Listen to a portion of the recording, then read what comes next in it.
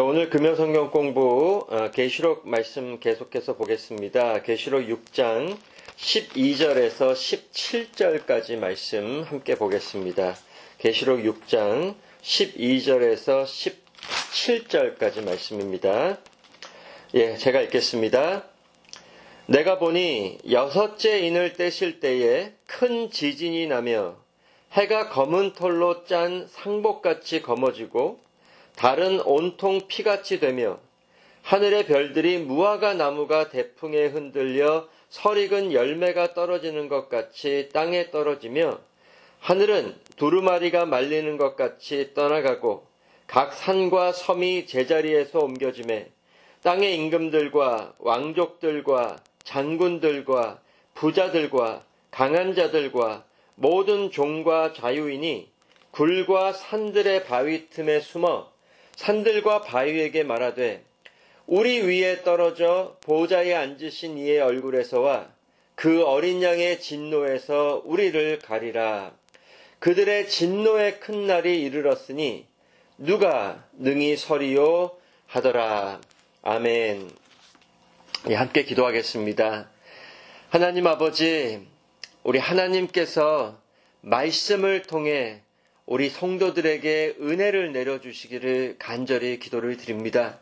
말씀이 없으면 살아갈 수 없는 우리 모든 성도들이 오니 더욱 하나님의 음성을 이 말씀을 통해서 듣고 생명의 음성으로 들으며 또 예수님 닮은 형상에서 자라갈 수 있도록 크신 은혜를 내려주시고 이 말씀을 통해 우리 하나님과 천국교제 나누는 귀한 시간으로 인도하여 주시옵소서.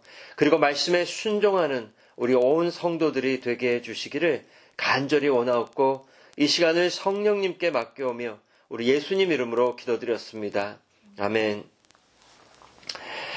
우리 지난 시간에 이어서 오늘 본문 말씀을 우리가 한 시간 더 살펴보도록 하겠습니다. 오늘 본문을 보시면 이제 보좌에 앉으신 예수님께서 여섯째 인을 떼십니다. 그랬더니 어떤 일이 일어났나요? 첫 창조에 속한 온 만물에 하나님의 진노의 심판이 임하고 있습니다. 그리고 그 모습을 어떻게 보여주셨냐 하면 큰 지진이 일어나고 해가 빛을 잃어서 검어지고 달이 피같이 되며 별들이 떨어지고 하늘이 떠나가고 산과 섬이 옮겨지는 모습으로 그 하나님 진노의 심판의 날이 임하는 모습을 보여주셨습니다. 즉 하나님이 첫 창조로 지으신 처음 하늘과 땅이 진동하며 흔들리는 것으로 온 만물을 향한 하나님의 심판을 보여주시는 거죠.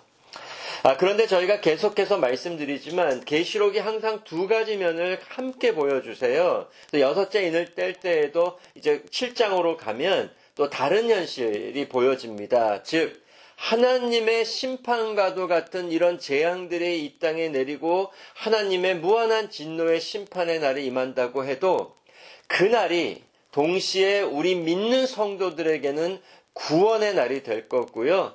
그 날에 내리는 심판의 현실 또한 우리 믿는 성도들에게는 구원의 현실로 올 것이라는 것을 꼭 다시 기억하셔야 합니다.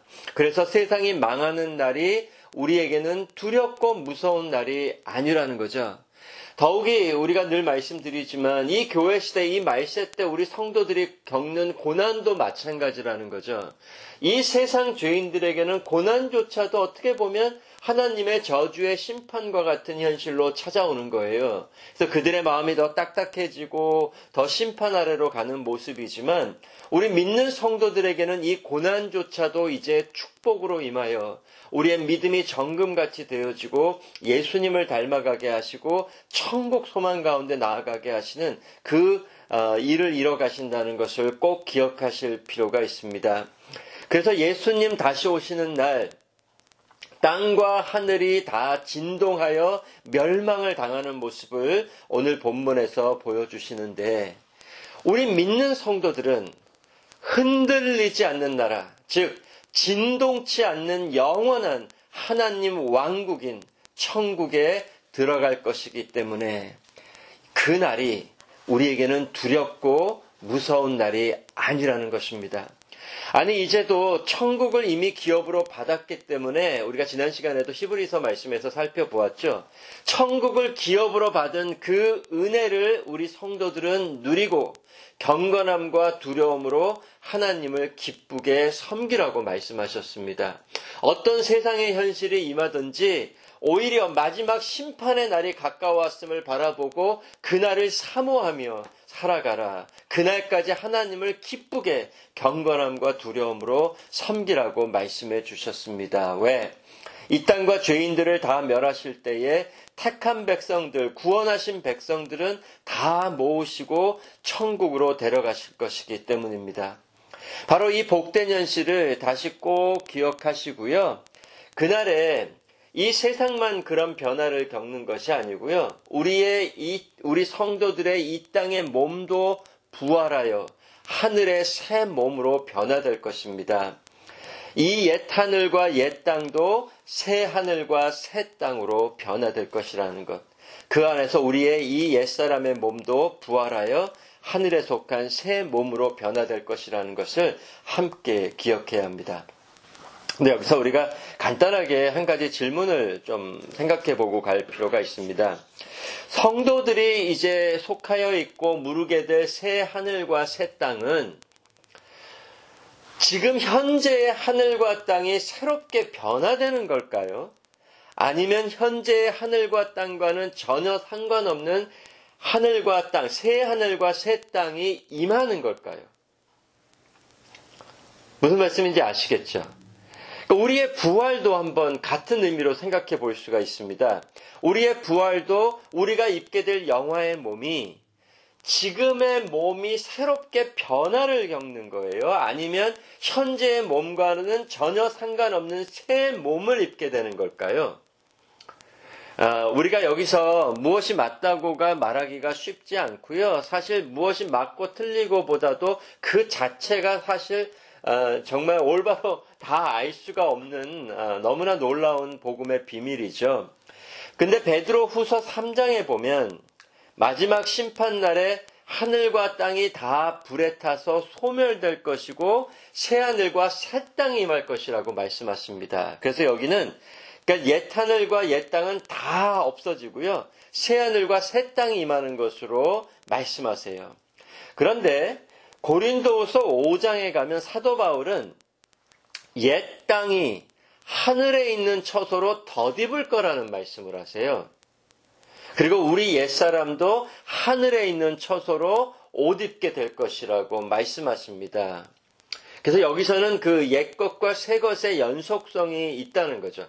옛것이 다 사라지고 새것이 임하는 것보다 옛것이 새것을 입게 되는 표현으로 쓰신다는 거죠. 이러한 증거로 이제 그 사도 바울이 말씀하신 증거로 많은 사람들이 부활하신 예수님을 보는 거예요. 그러니까 부활하신 예수님도 옛사람의 몸이 완전히 다 썩지는 않았잖아요. 그 옛사람의 몸에 여전히 손에 못자국과 허리에 창자국이 있었는데 부활하신 몸도 그 예수님인 걸 알려주는 손에 못자국과 허리에 창자국이 있음을 예로 들기도 하죠. 어쨌든 이것이 맞느냐 저것이 맞느냐 어떤 견해든지 한 가지 분명한 것은 있죠. 분명히 이 옛세상은 심판받고 망할 것이지만 우리 성도들에게는 새하늘과 새 땅이 주어질 것이고 옛사람도 죽고 또 다 소멸될지라도 우리 성도들에게는 새 사람이 주어질 것이라는 것. 그래서 이제 우리가 지금 살고 있고 알고 있는 이 세상의 현실은 더 이상 있지 아니할 것이라는 것입니다. 그리고 우리 옛사람의 현실도 더 이상 남아있지 않을 것이라는 거죠. 처음 것들이 다 지나가고 완전한 새 것의 현실, 복된 천국의 현실만이 있을 거라는 것은 확실하죠. 그것이 덧입는 것이든 새 것으로 변화되는 것이든 그 새하늘과 새 땅의 현실을 계시록 21장에서 이렇게 말씀하십니다. 그 계시록 21장에서 보여주시는 새하늘과 새 땅의 현실을 보면 분명한 것은 지금 이 땅의 현실하고는 완전히 다른 현실이라는 거죠. 그것이 덧입는 거든 변화되는 것이든 완전히 다른 현실이라는 것을 볼 수가 있어요. 제가 읽어드릴게요. 계시록 21장 1절하고요. 4절과 5절 말씀을 제가 읽어드리겠습니다.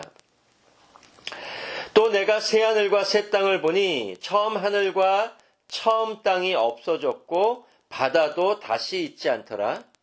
3절에 내가 들으니 보좌에서 큰 음성이 나서 이르되 보라 하나님의 장막이 사람들과 함께 있음에 하나님이 그들과 함께 계시리니 그들은 하나님의 백성이 되고 하나님은 친히 그들과 함께 계셔서 모든 눈물을 그 눈에서 닦아주시니 다시는 사망이 없고 애통하는 것이나 곡하는 것이나 아픈 것이 다시 있지 아니하리니 처음 것들이 다 지나갔음이러라.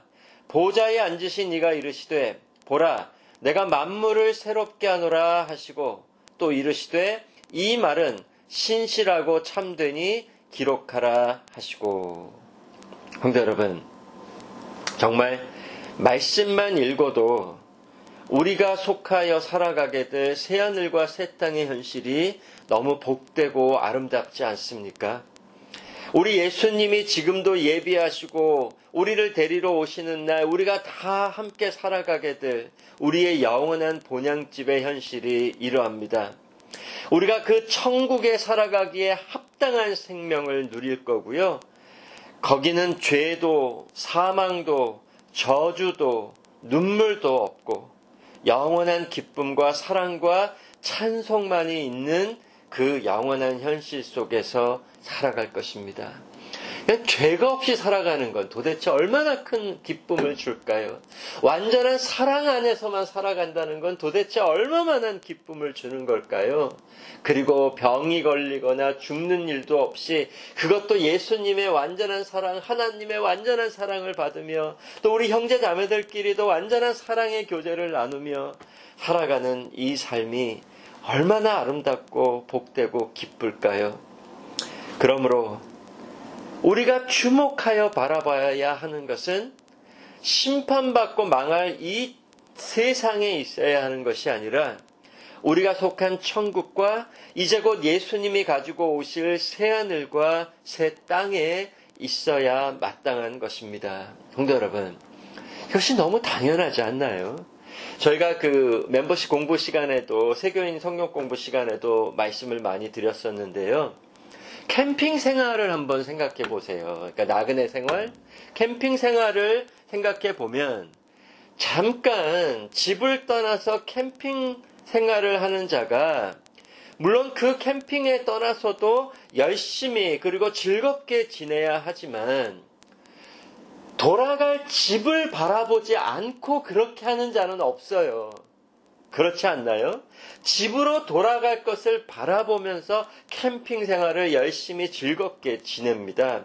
집에 돌아갈 것을 생각하지 않고 자기가 속한 가정을 완전히 잊어버리고 나가서 캠핑 생활만 하는 어리석은 자들은 없다는 거죠. 그런 자들은 아예 돌아갈 집이 없는 자들 밖에는 없는 거죠. 그런데 저와 여러분들은 돌아갈 집이 있는 자들입니다. 그것도 가장 복되고 우리를 가장 사랑하시는 아버지 하나님과 주님이 계시는 우리들의 형제 자매가 있는 가장 복된 집이 우리에게 있습니다. 우리는 그 집으로 돌아갈 것을 알기 때문에 잠시 불편한 이 나그네 삶도 이 캠핑 생활도 기쁘고 즐겁게 할 수 있다는 거죠. 이 삶이 잠시 불편할 뿐이지 비참하고 불쌍한 건 아니라는 거죠. 비참하고 불쌍한 자들은 어떤 자들이에요? 돌아갈 집이 없는 자들. 그냥 이 땅에서 캠핑 생활하고 나그네 삶만 살다가 그냥 심판으로 가는 자들. 그들이 불쌍하고 비참한 거죠. 저희들은 잠시 이 땅에서 고난이 있고 시련이 있고 아무리 어려운 일이 있어도 불편한 것이지 비참하고 불쌍한 건 아니에요. 왜? 영원토록 돌아가 살아갈 본향집이 있기 때문에. 따라서 예수님을 믿고 구원받아 천국에 속한 성도들은 그들의 영원한 본향을 바라보는 믿음으로 이 땅에서 믿음의 경주를 살아가는 것이 마땅하고 당연하다는 거죠. 고린도후서 4장 18절에서 5장 1절에 제가 읽어드리겠습니다. 그러므로 우리가 주목하는 것은 보이는 것이 아니요 보이지 않는 것이니 보이는 것은 잠깐이요 보이지 않는 것은 영원함이니라. 만일 땅에 있는 우리의 장막집이 무너지면 하나님께서 지으신 집, 곧 손으로 지은 것이 아니요 하늘에 있는 영원한 집이 우리에게 있는 줄 아느니라.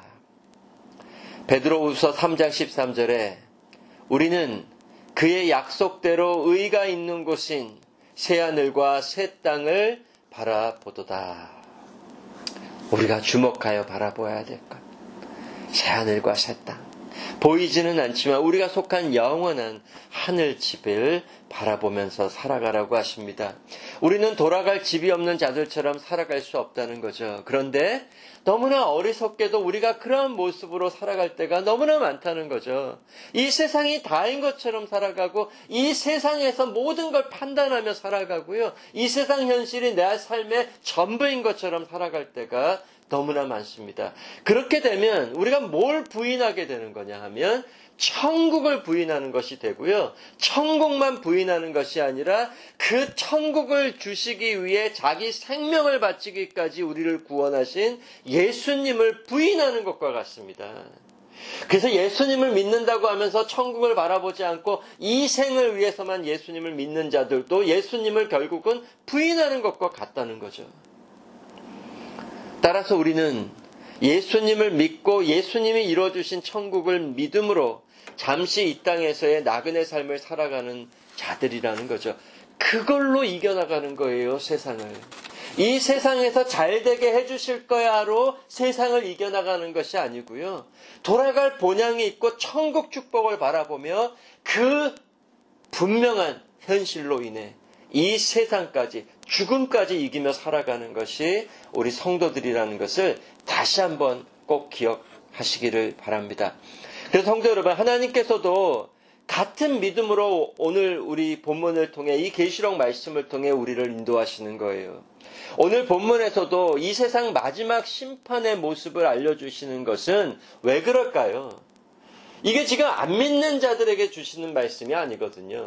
그냥 두려워 떨고 무서워하라. 심판의 날이 가까웠으니. 그것이 아니죠. 우리 믿는 성도들에게 소망을 주시는 말씀으로 이 말씀을 주시는 거예요. 이 세상의 마지막 심판을 알려주시면서 소망을 주시는데 우리를 그저 무서워하고 두려워 떨게 하시는 것이 아니라는 거죠. 왜? 뭘 알려주시는 거예요? 다 이 세상은 지나간다는 거예요. 그러므로 이 멸망당할 세상에 소망을 두지 말고 비록 잠시 세상에서 고난을 받을지라도 하나님이 사랑하는 자기 자녀들을 위해 예수 그리스도 안에서 이루어주신 그 천국의 소망을 두고 인내하며 살아가라 내 자녀들아. 이렇게 인도하시려고 이 세상을 이렇게 이겨나가게 하시려고 우리를 깨우시는 거예요. 이 말씀으로. 망할 세상에 우리의 모든 소망을 두고 살아갈 수가 없다는 거죠. 특별히 계시록이 쓰여진 당시에 그 지극히 큰 환난과 박해 속에 살아가고 있던 교회와 성도들, 그들을 대표해서 이 사도 요한이 정말 밤모섬에서 그 고난과 시련과 핍박과 그 죽음을 앞두며 살아가고 있는 그 모습, 그러한 성도들을 이 복음 말씀으로 깨워주시고 더욱 천국 믿음으로 굳게 하시며 이 세상과 어떤 고난과 아니 죽음까지도 이겨나가게 하시는 거예요. 그러니까 하나님께서도 이렇게 우리의 믿음을 굳게 하시며 우리가 천국을 바라봄으로 이겨나가게 하시기 때문에 우리도 믿음을 굳게 하여 지금 이 세상을 이겨나가는 거죠. 그리고 오늘 본문에 하나님의 진노의 심판의 날의 모습이 큰 지진이 나고 해와 달이 빛을 잃고 별들이 떨어지고 하늘이 떠나가고 산과 섬이 옮겨지는, 정말 이것이 말로 이렇게 표현이 되어 있지만은요, 실제로 한번 이걸 생각해 보세요. 우리는 지진만 한번 나고 흔들려도 두려워 떠는데 해와 달까지 빛을 잃고 막 하늘에서 별들이 떨어지고 막 하늘이 떠나가고 산과 섬이 옮겨지고 막 지축이 다 변화되는 거잖아요. 얼마나 이것이 무시무시한 심판날의 모습일까요? 그런데 우리가 이 마지막 심판의 날을 담대히 또 이겨낼 수 있는 분명한 이유가 있습니다. 왜 그럴까요? 이 마지막 심판의 현실을 우리는 이미 받은 자들이기 때문에. 그래서 오늘 본문의 이 모습이 어디서 나타났었죠? 먼저 나타난 곳이 있었어요. 마지막 심판이 가장 먼저 보여진 곳, 즉 우리 예수님이 십자가에 달려 죽으실 때에도요, 이 마지막 날의 모습이 있었습니다. 막 지진이 일어나고 해와 달도 빛을 잃었고, 그렇죠? 이런 모습이 있었고, 우리 죄를 대신 지신 예수님에게 가장 먼저 마지막 하나님 진노의 심판이 퍼부어졌고요. 그때 저와 여러분은 예수님과 함께 이미 마지막 심판을 받았고, 모든 죄의 싹을 다 치룬 자들이고, 죄사함을 다 받은 자들입니다. 그래서 성경을 보면 누구든지 그리스도 안에 있으면 다시 정죄함이 없다, 다시 심판이 없다고 하십니다. 예수님을 이미 심판하신 하나님이 예수님과 함께 우리를 심판하셨는데 또다시 심판하시는 일은 절대 없다는 거죠. 따라서 15절에 땅의 임금들과 왕족들과 장군들과 부자들과 강한 자들과 그 외에도 하나님을 대적하고 살았던 모든 죄인들이 무서워 떨며 하나님의 진노의 심판 앞에 피하여 숨는데, 저와 여러분은 피하여 숨지 않아도 됩니다. 아니, 오히려 우리는 담대히 기쁨으로 그날을 맞이할 수 있습니다. 어린 양 예수 그리스도께서 이 죄악 세상의 진노의 낯을 드실 때에 우리 구원하신 성도들에게는 사랑과 은혜의 얼굴빛을 드시고요, 다 주님 품으로 불러 모아 천국에 데려가실 것이기 때문에. 그리고 지금도 이 현실은 변함이 없습니다. 여러분에게는 진노의 얼굴빛이 아니라 사랑과 은혜의 얼굴빛을 비추어 주시며 한없는 사랑의 교제를 나눠주십니다. 눈에 보이지 않지만 얼마나 복된 현실 속에서 우리가 살아가고 있는지를 분명히 깨달으시고요, 더욱 감사와 찬송으로 하나님 앞에 나와 예배드리시고 깨어 주님 다시 오실 날을 사모하며 살아가시기를 바랍니다. 그런데 우리가 지난 시간에 잠깐 말씀을 드린 적이 있는데요, 오늘 본문 12절에서 17절에 예수님이 6째 인을 떼셨을 때 일어난 모습을 잘 보시면 하나님의 진노의 심판이 임하는데, 이 하나님의 진노의 심판을 왜 이렇게 보여주시는가를 좀 생각해 볼 수가 있습니다. 하나님의 진노의 심판을 보여주실 때 이 모습을 자세히 돌아보면 첫 창조의 사건이 역행되는 모습을 볼 수가 있다는 거예요. 첫 창조의 모습을 돌아보면 6일 동안 하나님이 말씀으로 온 만물을 아무것도 없는 중에 창조하셨는데, 그때의 모습이 다시 역행되는 모습이에요. 창세기 1장으로 가면 하나님께서 혼돈과 공허와 어둠 속에서 빛이 있으라 하시며 만물을 지으시고 창조 질서를 잡으시며 6일 동안 창조하셨는데, 해와 달로 빛을 비추게 하셨고요, 하늘에 수많은 별들을 두셨고, 하늘과 바다를 가르시고 바다에서 땅이 나와 산과 섬이 생겨나게 하셨고, 마지막 6일째는 하나님 형상으로 사람을 지으시고 이제 하나님을 섬기게 하시고 만물을 다스리게 하셨습니다. 그런데 오늘 본문의 그 6째 인을 떼신 후에 하나님의 진노의 심판이 임할 때에 이 창조 질서가 무너지는데, 창조의 사건이 역행되어서 다시 혼돈과 공허와 어둠으로 돌아가는 것을 보게 된다는 거죠.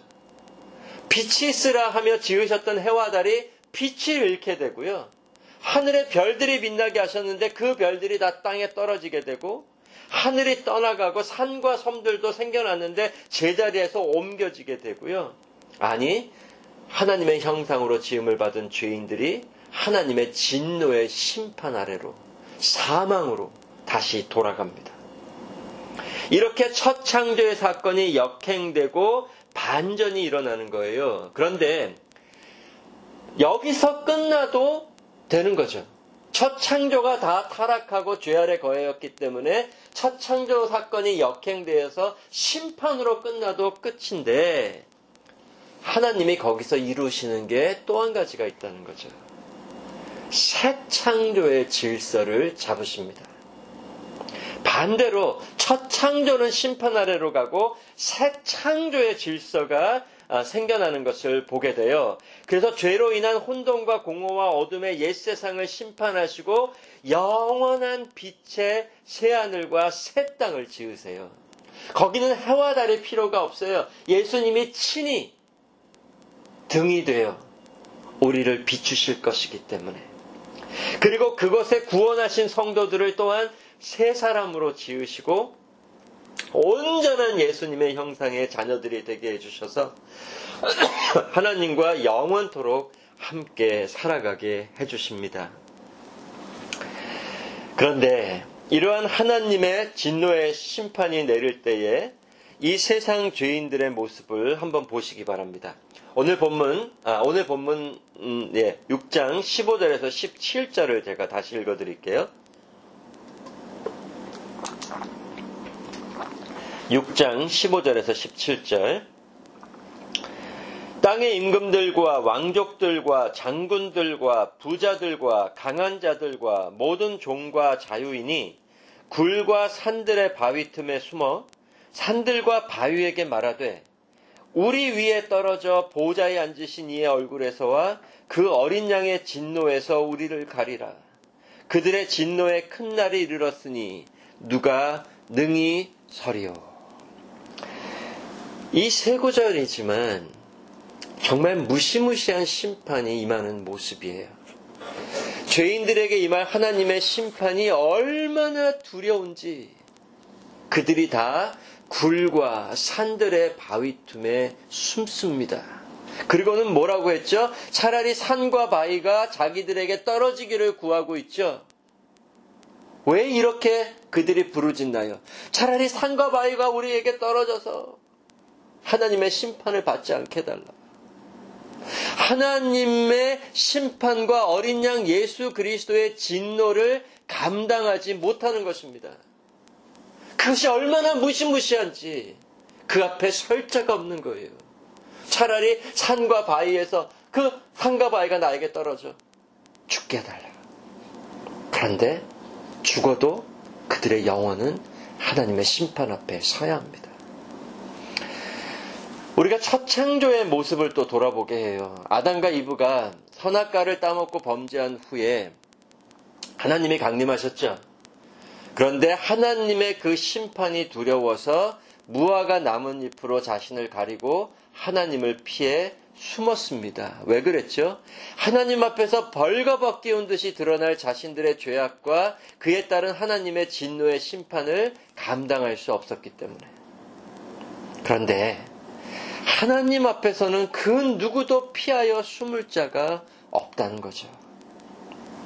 마찬가지로 하나님을 두려워하지 않고 스스로 하나님의 자리에 앉아 하나님을 대적하며 살았던 모든 교만한 죄인들이 다 그날에 이러한 모습으로 드러날 거예요. 여기 보면 임금들, 왕족들, 장군들, 부자들, 강한 자들, 자유인들 이들이 다 뭐예요? 세상 것을 가지고 하나님보다도 더 높아진 그 교만함에 살았던 자들.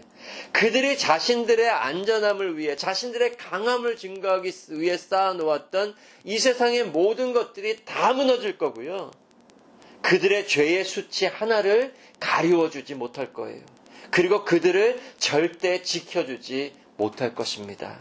하나님이 그들을 낮추실 거예요. 에덴 동산에서도 무화과 나뭇잎이 아담과 이브의 죄의 수치를 가리워 주었나요? 아니에요. 너무나 어리석었죠. 어떻게 무화과 나뭇잎이 자기의 벌거벗음은 육체적인 벌거벗음은 가릴지 몰라도 죄의 수치 하나를 가리워주지 못했습니다. 그런데 우리도 그와 같은 죄인들로 정말 벌거벗기 듯이 우리의 죄악이 드러나고 하나님의 진노의 심판을 받아야 되는 마땅한 죄인이었지만 하나님께서 예수님의 피로 우리를 덮어주시고요. 예수님의 의로 우리를 옷 입혀주셨기 때문에 그 마지막 심판날에 담대히 하나님 앞에 설 수 있게 하신 것입니다. 마치 아담과 이브의 무화과 나뭇잎을 벗기시고 가죽옷을 입혀주신 것처럼 따라서 우리는 이제도 우리의 죄를 숨기지 말고 낱낱이 하나님께 아뢰며 살아가야 되고요. 우리의 죄를 숨기지 않고 낱낱이 아뢰며 예수님을 통해 주신 하나님의 용서를 늘 누리며 살아가야 하고요. 하나님을 피해 살아가는 것이 아니라 오히려 말씀을 붙들고 하나님 앞에 담대히 나아와 회개하며 죄사함의 은혜를 받고 더 나아가 우리 자신을 죄에서 지키며 예수님 닮은 순종의 삶을 힘써 살아가야 마땅한 것입니다. 그것이 예배라는 거죠. 그래서 우리는 숨는 자들이 아니라는 거예요. 자꾸 나와 하나님 앞에 회개하며 예수님의 보혈의 은혜를 붙들고 다시 돌이켜 순종의 삶을 살아가는 이 예배의 삶을 살아가야 마땅한 것입니다. 그리고 오늘 보면 마지막으로 16절에 보면 어린 양의 진노라는 말씀이 나오죠. 즉 예수님이 이제 진노의 심판주로서 강림하시는 거예요. 에덴 동산의 심판자로 강림하신 하나님이 이제는 마지막 심판의 날에 심판자로 오시는데 그분이 바로 어린 양, 우리 주 예수 그리스도이심을 보여주십니다. 요한복음 5장 22절에도 이런 말씀이 나와요. 요한복음 5장 22절에 아버지께서 아무도 심판하지 아니하시고 심판을 다 아들에게 맡기셨으니, 하나님께서 모든 심판을 예수님께 맡기셨고요. 이제 예수님께서 죽으시고 부활 승천하신 후에 심판주 하나님으로 다시 오실 것입니다. 그 예수님이 오시는 진노의 큰 날에 이르렀으니 누가 능히 서리요? 라고 17절에서 말씀하십니다. 이 땅에서 최고 권세를 누리던 임금도, 자기들이 최고로 높은 줄 알았던 왕족도, 장군도, 부자도, 강한 자도, 그 누구도 감히 예수님 앞에 서지 못합니다. 그들이 조롱하고 멸시하며 십자가에 못 박았던 예수님을 이제는 그들이 심판주로서 맞이해야 할 것입니다. 자신을 자랑하며 스스로 하나님 보좌에 앉아 이 세상으로 자기의 안전함을 찾고 이 세상 영광으로 자기의 영광을 찾았던 하나님 원수로 살았던 죄인들은 그 누구도 어린 양 예수님의 진노 앞에 서지 못할 것입니다. 그런데 그 어린 양 예수님 앞에 담대히 설 수 있는 자들이 있습니다. 그들이 누구일까요? 이어오는 7장에서 알려주세요. 계시록 7장 9절에서 10절. 너무 놀라운 말씀입니다. 계시록 7장 9절에서 10절. 이 일 후에 내가 보니 각 나라와 족속과 백성과 방언에서 아무도 능히 셀 수 없는 큰 무리가 나와 흰옷을 입고 손에 종려가지를 들고 보좌 앞과 어린 양 앞에 서서 큰 소리로 외쳐 이르되 구원하심이 보좌에 앉으신 우리 하나님과 어린 양에게 있도다 하니, 온 땅의 그 모든 족속에서 나온 큰 무리들이 흰옷을 입고 어린 양 앞에 서서 찬송과 경배를 드리고 있습니다. 이들이 누구인가요? 그 이어지는 13절 14절에 7장. 장로 중 하나가 응답하여 나에게 이르되 이 흰옷 입은 자들이 누구며 또 어디서 왔느냐? 내가 말하기를 내 주여 당신이 아시나이다 하니, 그가 나에게 이르되 이는 큰 환난에서 나오는 자들인데 어린 양의 피에 그 옷을 씻어 희게 하였느니라. 어떤 자들이에요? 예수님의 피로 모든 죄가 씻기고 예수님의 죽기까지의 완전한 순종으로 의롭다함을 입은 성도들만이 보좌와 어린 양 앞에 담대히 서서 찬송과 경배를 드립니다. 즉 예수님이 그들의 자리에서 대신 심판받으시고 예수님이 그들을 대신하여 의로운 삶을 살아주신 은혜 받은 자들, 그들 중에 여러분과 저도 속해 있는 것입니다. 자기들은 오로지 죄인인 것만을 인정하고 예수님을 자랑하고 예수님의 은혜를 붙들고 서는 자들만 예수님 앞에 설 거예요. 지금도 우리가 예배를 드리는 것은 어린 양 예수 그리스도 앞에 서서, 즉 하나님 보좌 앞에 서서 천국 교제를 나누는 너무나 큰 은혜요 축복의 현실이고 마지막 날의 모습과도 같다는 거죠. 이 예배의 현실이 마지막 심판날에도 드러날 거고요. 마지막 심판날은 어떻게 보면 우리가 한 번도 겪지 않았던 처음 겪는 날이 될 것이 아니라 우리가 예배 때마다 겪었던 그 현실을 마지막으로 온전히 겪고 천국으로 들어가는 날이 될 거라는 거죠. 우리가 영원토록 천국에서 예수님 앞에 서서 예수님과 함께 하나님을 예배하며 살아갈 거고요. 지금도 주일마다 우리는 예수님의 보혈과 의를 붙들고 담대히 예수님 앞에, 하나님 앞에 서서 이 현실을 누리고 맛보고 증거하며 살아가는 것입니다. 그러므로 마지막 17절에 그들의 진노의 큰 날이 이르렀으니 누가 능히 서리요? 질문으로 끝나죠. 또 어떻게 보면 이것이 질문이라기보다는 선포와도 가깝죠. 그들의 진노의 큰 날이 이르렀으니 누가 능히 서리요? 아무도 설 수 없다는 거죠. 그러나 이 선포, 이 질문에 우리는 담대히 확신으로 대답할 수 있습니다. 누가 능히 서리요? 우리가 설 수 있습니다. 왜? 우리가 잘해서, 우리가 다른 사람들보다 더 나아서가 아니라 오직 예수님을 붙들고 담대히 설 수 있습니다. 그것도 무서움으로가 아니라 기쁨과 감사함으로 설 수 있습니다. 성도 여러분, 이것이 복음입니다. 이 복음이 우리에게 어떤 현실을 알려주는가를 잘 보세요. 아무리 이 세상에 기쁜 현실이 있어도 그 현실 가지고 마지막 심판날에 설 수 있을까요? 이 복음을 가진 자들만 마지막 심판날에 담대히 하나님 앞에 서서 천국에 들어갈 것입니다. 이것이 예수님이 죽기까지 이루어주신 우리 구원의 기쁜 소식이고요. 저와 여러분은 이 복음을 믿게 하신 복된 성도들입니다. 그리고 지금도 이 복음을 믿고 하나님을 예배하는 자들입니다. 그리고 이 복음을 믿고 어린 양 예수님 앞에서 예수님의 사랑의 얼굴빛을 받으며 살아가는 자들입니다. 그러므로 성도 여러분, 더욱 예수님의 피와 의의 공로만을 붙드시고 담대히 하나님 보좌 앞에 나와 기쁘게 찬송하며 예배를 드리시기 바랍니다. 그 현실이 마지막 심판의 날까지 이어질 거예요. 이 믿음을 지키다가 주님 다시 오실 날을 깨어 맞이하시는 복된 성도 여러분 되시기를 바랍니다. 기도하겠습니다.